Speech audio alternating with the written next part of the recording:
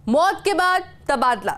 Jaipur discom की तबादला सूची में बड़ी चूक अब सामने आई है। देर रात लंबी मशक्कत के बाद जारी हुई डिस्कॉम की जंबो तबादला सूची और सूची में जिन 34 AAO का तबादला किया गया है उनमें से कार्मिक की मौत हो चुकी है।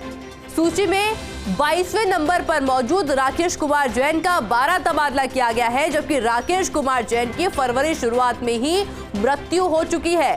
विद्युत भवन में सूचना मिलने के बाद में आला अधिकारियों में खलबली मची हुई है और अब आनन फानन में आदेश को शुद्ध करने की कवायद शुरू हो चुकी है। और देखिए, ये पहली बार नहीं है जब इस तरह की लापरवाही सामने आई है। इस तरह की लापरवाही लगातार सामने आ रही है, क्योंकि सुबह हमने आपको दिखाया था जब तबादला सूची एक बार सामने आई थी तब भी किसी विभाग के अंदर जो डेट थी उसके अंदर एक बड़ी चूक थी। और देखिए, सूची में जिन 34 AAO का तबादला हुआ है उनमें से एक कार्मिक की पहले ही मौत हो चुकी है। और जो सूची देखिए सामने आई है उसमें 22वें नंबर पर मौजूद है राकेश कुमार का नाम, जबकि सच ये है कि राकेश कुमार जैन की फरवरी शुरुआत में ही मृत्यु हो चुकी है। मेरे साथ मेरे सहयोगी विकास भी जुड़ चुके हैं। विकास, घोर लापरवाही है ये कि एक व्यक्ति राकेश कुमार जैन जिसकी मौत हो चुकी है और उसका नाम भी सूची में शामिल है।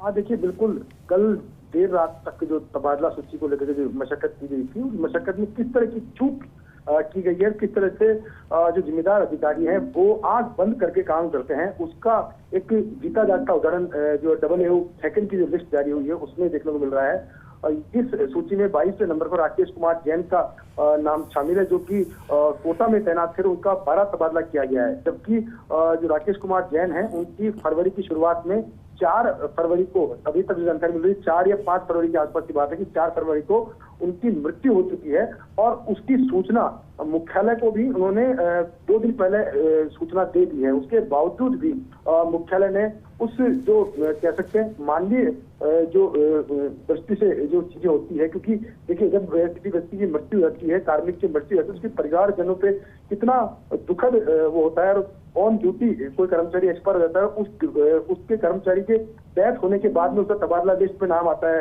उसको 12 भेज दिया जाता है। इस तरह की बातें जो होती है उसको मानसिक रूप से कह सकते हैं प्रताड़ित जरूर होते हैं परिवारजन, इसमें दुखी होते हैं इसमें। और ऐसी तस्वीर आज देखने को मिली कि जयपुर डिस्कॉम की जो AAO सेकंड की तबादला लिस्ट जारी हुई है उसके अंदर एक नाम राकेश कुमार जैन का भी शामिल किया गया है, जिनकी मृत्यु फरवरी की शुरुआत में होती है। उनका तबादला लिस्ट में नाम शामिल किया गया और उनको तबादला करके 12 भेजा गया है। तो ये पूरा एक प्रकरण है और इस पूरे प्रकरण में हालांकि अब जैसे ही हमने इसकी सूचना उच्चाधिकारियों की उसके बाद में पूरे सिस्टम में हड़कंप मच गया। कोटा से जानकारी मांगी जा रही है, साथ में यहाँ मुख्यालय पे कागज खंगाले जा रहे हैं। उसके साथ ही जो आदेश है उस आदेश का शुद्धिकरण भी किया जा रहा है ताकि जो कर्मचारी है, मृत कर्मचारी है, उसका नाम जो है सूची से हटाया जा सके। जी अच्छा विकास, सुबह शिवेंद्र ने भी एक जानकारी दी थी, इसी तरह की सूची थी और सूची के अंदर जो डेट थी वो गलत थी, अप्रैल की डेट डाली हुई थी।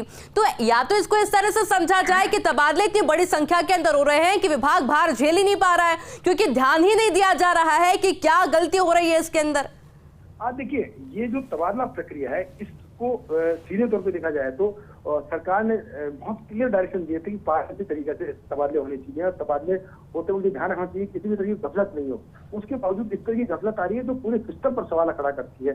सबसे बड़ी सवाल ये, मैं आपको इसमें अपडेट कर दूं कि 3 दिन पहले चिकित्सा विभाग की भी एक फर्जी सूची वायरल हुई थी, वो भी मैंने दर्शकों को बताई थी। किस तरह से फर्जी सूची वायरल हुई, उसी तारीख की जारी जो जिम्मेदार अधिकारी उनको होना चाहिए कि जब तबादला लिस्ट जारी करते हैं तो बाकायदा पूरी उसकी सूचना जारी की जाए, अधिकृत सूचना जारी की जाए ताकि इस तरह की कोई गफलत नहीं हो। लेकिन अधिकारी जो है तबादला सूचियों को बनाने में और उनको जारी करने में इतने व्यस्त हो रहे हैं कि उनको सूचना सार्वजनिक करने का समय ही नहीं, ये ऐसा प्रतीत होता है। उसी का खामियाजा देखने मिल रहा है कि आज भी एक बड़ी चूक जो जयपुर डिस्कॉम की तबादला लिस्ट में सामने आई है। और जयपुर डिस्कॉम में तबादला लिस्ट में ये दूसरी चूक है, क्योंकि कल जब देर रात तक मशक्कत की गई, कल सुबह लिस्ट जारी की गई, उसमें एक सुबह हमने हमारे दर्शकों को बताया था कि एक JN ऐसे थे जिसको 2 जगह पोस्टिंग दे दी। एक तरफ जहाँ JN को JN की जगह पोस्टिंग दी है, वहीं दूसरी लिस्ट के अंदर उसी JN को एज ए AN प्रमोट करके लगा दिया गया है। तो ये बहुत बड़ी गफलत है। इस तरह की गफलत से सिस्टम में बैठे जो लोग हैं उनकी कार्यशैली पर सवाल उठता है कि क्या पूरी तैयारी नहीं थी? सरकार ने पूरा 10 दिन का समय दिया, उस 10 दिन के अंदर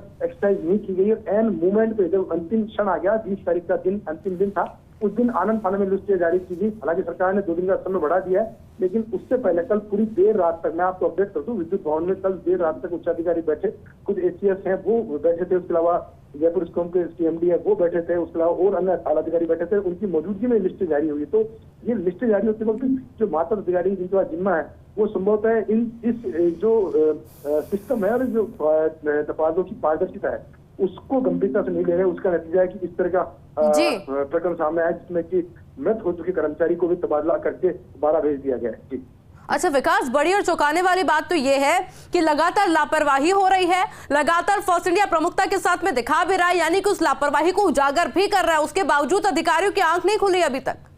देखिए इस वाले मामले के अंदर जो एडमिनिस्ट्रेशन है उन्होंने अपनी गलती स्वीकारी है और स्वीकार करने के साथ ही अब कोटा से रिपोर्ट लेकर के उस कर्मचारी राकेश कुमार जैन जो कर्मचारी उसका नाम जो तबादला लिस्ट में से हटाने के लिए शुद्धिकरण आदेश जारी किए जा रहे हैं। कुछ ही देर में आदेश जारी हो जाएंगे, लेकिन सवाल जरूर है इस बात को लेकर के तबादला प्रक्रिया से जुड़े हुए जो अधिकारी हैं और जो लिस्टों को तैयार कर रहे हैं, कुछ लोगों को जिम्मेदारी भी दी है मंत्रियों ने कि वो तैयारी करेंगे लिस्टों की, तो वो सब लोग उनके पास सूचना तंत्र का अभाव है, मुझे लगता है ऐसा, जिसकी वजह से इस तरह की गफलत जो है सामने आ रही है। अच्छा विकास, क्योंकि जब सूची सामने आती है तो कई अधिकारी उसको देखते हैं, समझते हैं, परखते हैं, उसके बाद में सबके सामने लिस्ट सामने आती है, तो ऐसे में क्या कुछ एक्शन नहीं लिया जाना चाहिए ऐसे लोगों के ऊपर जो कि इस तरह की लापरवाही पर ध्यान नहीं देते हैं? देखिए ये एक्शन की बात तो हम देखेंगे कि जब एक बार पहले शुद्धिकरण आदेश हो जाए उसके बाद क्या एक्शन होता है, लेकिन बड़ी लापरवाही है। और निश्चित तौर पे आप देखिए कि 4 या 5 तारीख को कर्मचारी की डेथ हो जाती है, 19 तारीख तक मुख्यालय पर सूचना भेजी जाती है। तो निश्चित तौर पे ये जो वहां बैठे हुए जो अधिकारी, जिम्मेदार अधिकारी है, उनकी भी बड़ी लापरवाही है और उसी लापरवाही का नतीजा है कि जो तबादला लिस्ट है उसके अंदर संबंधित व्यक्ति का नाम जुड़ जाता है और उसके बाद में उसको संशोधन करने की नौबत आती है। तो ये एक कह सकते हैं वास्तव में एक चूक है, लापरवाही है अधिकारियों की, और जिसको कम से कम गंभीरता से लिया जाना चाहिए। प्रबंधन में बैठे जो उच्चाधिकारी है उनको भी और इंतजार रहेगा विकास कि आखिर इस लापरवाही पे